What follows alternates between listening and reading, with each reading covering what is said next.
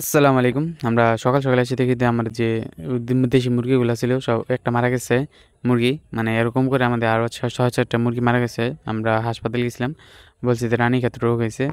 এই সময় তো রানীক্ষেত রোগ হওয়ার কারণ কথা না। মানে যেকোনো একটা ভাইরাস হয়ে আমাদের মানে মুরগিগুলা মারা যাচ্ছে।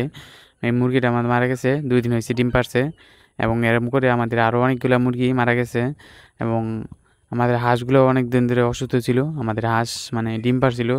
২ টা ২ থেকে ৩-৪ টা মানে পাড়ার পরে অসুস্থ হয়ে গেছে সবগুলা।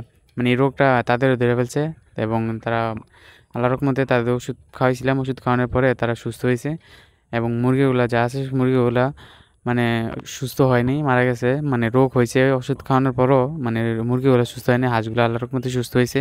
কিন্তু আমরা মিশরি জাতের ফার্মি মুরগি আনছিলাম ৪ টা হাট থেকে এবং আনার পরে আমরা ৪ টাকে ভ্যাকসিন করছিলাম। এবং ভ্যাকসিন করার পরেও আমাদের আস্তে, আস্তে করে মানে ৩ টা মারা গেছে।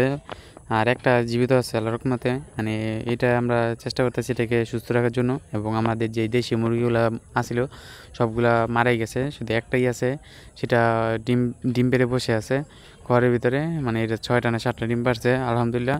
কিন্তু এটা দিয়ে আমরা আবার বেশি করে বাড়ানোর চিন্তা ভাবনা আছে। আপনারা সবাই দোয়া করবেন। আল্লাহ হাফেজ।